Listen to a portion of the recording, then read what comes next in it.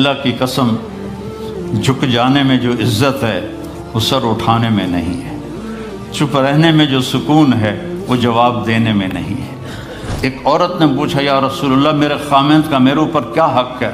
آپ نے فرمایا تیرے خامند کے جسم پہ پھوڑے نکل آئیں اور ان میں گندا پانی جمع ہو جائے اور تو زبان سے چاٹ کے اس کے زخم صاف کرے تو بھی تو نے خامند کا حق ادا نہیں کیا۔ دونوں کو بیلنس کیا ہے۔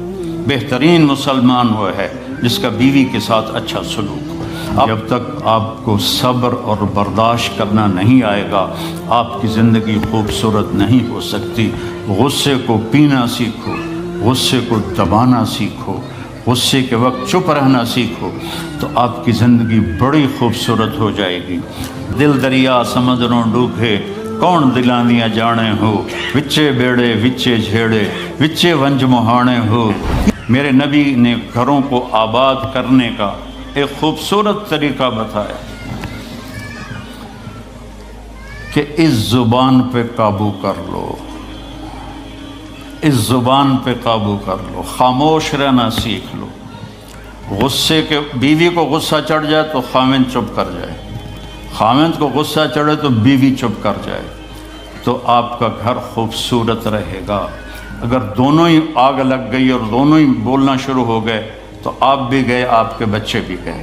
اپنی زبان پہ قابو پانا سیکھو۔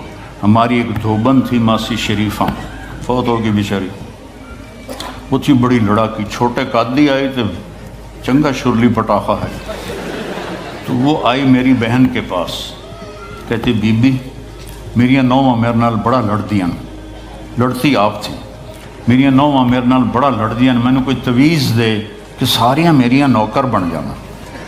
اب میری بہن کو تو پتہ تھا کہ ماشاءاللہ آپ سوا سیر ہے، تو میری بہن تویز گنڈے کا ہمارے ملک میں بڑا رواج ہے، تو ایسے الٹی سیدھے لکیریں لگا کے نا تو رول کر کے چھوٹا سا بنا کے نا کہا کہ ماسی جب تیری لڑائی ہونے لگے تو یہ تعویذ تم نے یہاں رکھ لینا اور چک مار لینا ایسے، اور اس کو گرنے نہیں دینا، گر گیا تو وہ تیری خیر کوئی نہیں۔ اور اس نے کیا کیا، اس کو چپ کروانے کا طریقہ، تو تعویذ کی تو بڑی اہمیت ہوتی ہے۔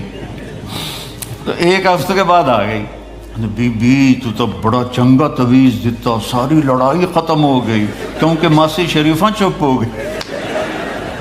تو یہ سب ان عورتوں کو بھی تعویذ دیتا ہوں، ماسی شریفہ والا آپ کو بھی دیتا ہوں، ماسی شریفہ والا تعویذ لے لو، آپ کی زندگی بڑی خوشحال ہو جائے گی۔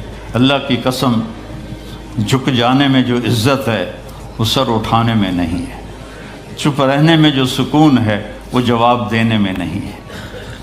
آپ خاموش رہنا سیکھو، آپ اپنے بچوں کو عزت دینا سیکھو، اپنے بچوں کو ٹائم دیا کرو۔ یہاں مرد کی بھی جاب ہے، عورت کی بھی جاب ہے، تو بچے نظر انداز ہوتے ہیں، ان کو ٹائم دو۔ میرے نبی نے فرمایا اکرموا اولادکم، اپنی اولاد کو عزت دو، اور آپ نے فرمایا خیرکم خیرکم لأہلہ، سب سے بہترین مسلمان وہ ہے جو بیوی سے اچھا سلوک کرے۔ اور ایک عورت نے پوچھا یا رسول اللہ میرے خامند کا میرے اوپر کیا حق ہے؟ آپ نے فرمایا تیرے خامند کے جسم پہ پھوڑے نکل آئیں اور ان میں گندا پانی جمع ہو جائے اور تو زبان سے چاٹ کے اس کے زخم صاف کرے تو بھی تو نے خامند کا حق ادا نہیں کیا۔ دونوں کو بیلنس کیا ہے۔ بہترین مسلمان وہ ہے جس کا بیوی کے ساتھ اچھا سلوک ہو۔ آپ نے 11 شادیاں کی، یہ شوق کی نہیں تھیں، یہ اللہ کے حکم کی تھیں اور ہمیں زندگی سمجھانے کے لیے تھیں کہ آپ یہاں رہو یا کہیں اور جگہ رہو، جب تک آپ کو صبر اور برداشت کرنا نہیں آئے گا آپ کی زندگی خوبصورت نہیں ہو سکتی۔ غصے کو پینا سیکھو، غصے کو دبانا سیکھو، غصے کے وقت چپ رہنا سیکھو تو آپ کی زندگی بڑی خوبصورت ہو جائے گی، بہت حسین ہو جائے گی۔ زندگی اندر ہے، باہر نہیں۔ اب رولز رائس میں چڑھ کے کوئی اچھی زندگی نہیں گزار رہا ہے، لائف تو اندر ہے۔ دل دریا سمندروں ڈوبے کون دلاندیاں جانے ہو، وچے بیڑے وچے جھیڑے وچے ونج مہانے ہو۔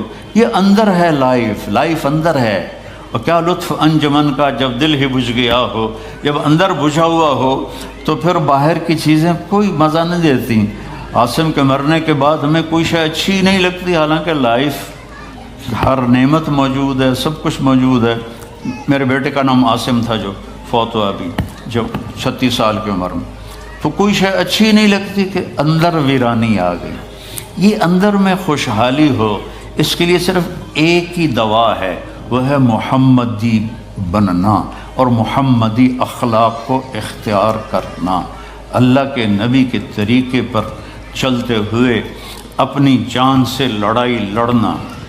ایک ہمارا دوست تھے، وہ تبلیغ میں گئے تو ان کو داڑھی رکھنے کا شوق ہو گیا، اب بیوی ان کی رکاوٹ بنے، کیا داڑھی رکھو گے تو مجھے طلاق دینی ہوگی۔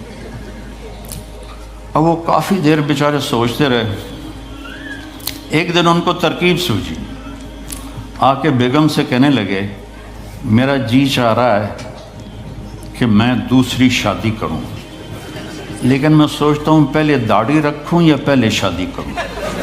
تو ان کی بیگم نے کہا پہلے داڑھی رکھ لو، پہلے داڑھی رکھ لو۔ تو ایسے اپنی بیگمات کو مناؤ پیار محبت سے۔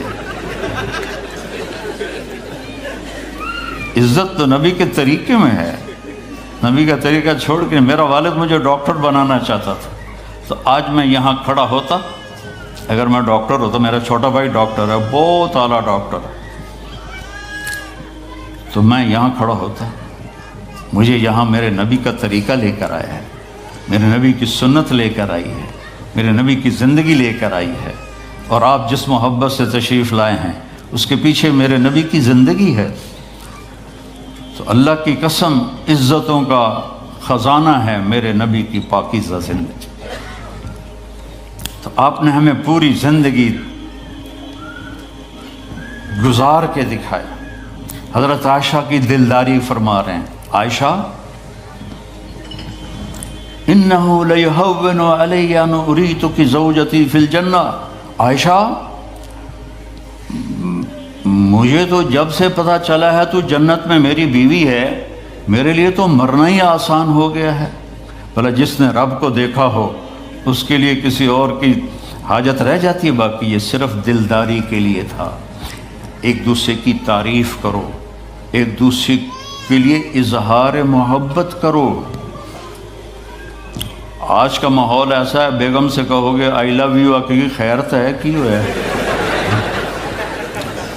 وہ تم سے کہے گی آئی لو یو تو تم بھی پوچھو گے خیر تو ہے، کوئی چکر تو نہیں آ رہے۔ اظہار کرو، اظہار محبت کرو، اس سے آپ کے پاؤنڈنگ ہوگی۔ اولاد کو ماں باپ سمجھتے ہیں بس ہماری اولاد ہے، ہمیں ان سے پیار ہے، ان کو عزت دو، ان سے اظہار محبت کرو۔ ڈاکٹر عبدالحی صاحب ایک بڑے بزرگ گزرے ہیں، وہ اپنے ایک مرید کے ہاں کھانے پہ گئے تو پوچھنے لگے کھانا کس نے بنایا؟ تو مرید نے کہا جی میری بیگم نے بنایا۔ کہا اس کو بلاؤ۔ ان کی بیگم آ گئی تو فرمانے لگے بیٹی آپ کا کھانا کھایا بہت ہی اچھا تھا، بہت مزے کا تھا۔ وہ رونے لگی دھاڑ دھاڑ۔ تو وہ ڈاکٹر صاحب پریشان ہو گئے کہ بیٹی خیریت تو ہے، کیا ہوا؟ تو وہ کہنے لگی حضرت آپ کے مرید کے پاس مجھے 30 برس ہو گئے، 30 سال، کبھی ایک دن اس نے میری کسی چیز کی تعریف نہیں کی۔ تو اظہار کرو، اظہار کرو۔ حضرت فاطمہ وہاں سے دروازے میں داخل ہو رہی ہیں، آپ کمرے میں بیٹھے ہوئے ہیں یا لیٹے ہوئے ہیں یا کرسی پر ہیں یا زمین پر ہے، جو ہی حضرت فاطمہ تھے تو ایسے تیزی سے آگے بڑھتے تھے، وہیں نہیں کھڑے رہتے تھے، اور ایسے حضرت فاطمہ کا ہاتھ پکڑ لیتے تھے اور اس کو یہاں بوسہ دیتے تھے، اور کبھی ماتھے کا بوسہ لیتے تھے، پھر ہاتھ پکڑے پکڑے ان کو ایسے لاتے اور چارپائی پہ بٹھاتے، اس کے بعد خود بیٹھتے تھے۔ یہ میرے نبی کی عزت ہے اولاد کے ساتھ، یہ عزت دو، وہ تمہارے رہیں گے، تمہارے بن کے چلیں گے۔ ان کو نصیحت کی ضرورت نہیں ہے، ان کو تمہارے پیار کی ضرورت ہے۔ اور جب اللہ کے نبی حضرت فاطمہ کے گھر جاتے تو حضرت فاطمہ یہ کرتی تھی، وہ کھڑی ہو جاتی، آگے بڑھ کر اللہ کے نبی کے ماتھے کا بوسہ لیتی، پھر ان کا ہاتھ پکڑ کے ان کو چارپائی پہ بٹھاتی پھر خود نیچے بیٹھتی تھی۔ تو اظہار بہت بڑی دوا ہے، بہت بڑی غذا ہے۔ انسان محتاج ہوتا ہے اچھے کیے کہ وہ تعریف چاہتا ہے، خوشامد نہیں ہے، خوشامد حرام ہے، اور تعریف واجب ہے کہ اس کی حوصلہ افزائی کرو۔ تو یہ آپ کے بڑے گھر سے اور بڑی گاڑیوں سے آپ کی زندگی خوبصورت نہیں بنے گی، نبی پاک صلی اللہ علیہ وسلم کی مبارک زندگی کو اپنانے سے آپ کی زندگی خوبصورت بنے گی۔ باقی سب دھوکہ ہے، میرے رب کی قسم، سب فریب ہے۔ کچھ سال پہلے یہاں سے کوئی بڑے تاجر کی بیگم گئیں وہاں لاہور، تو مجھے انہوں نے ملنے کی خواہش ظاہر کی، تو ملانے والے نے کہا کہ یہ خاتون کے جو خامد ہیں وہ پاؤنڈ میں اربوں پتی ہیں، پاؤنڈ میں۔ ٹھیک ہے، وہ آ گئی اور آ کے رونا شروع کر دیا کہ لوگ مجھے سمجھتے ہیں میں بڑی خوش قسمت ہوں، بڑی دولت ہے، بڑی گاڑیاں ہیں، لیکن میں اس سب کو کیا کروں، میرے خامد کا سلوک ہی اچھا نہیں۔ ہر شے اس نے زیرو کر دی کہ سلوک اچھا نہیں۔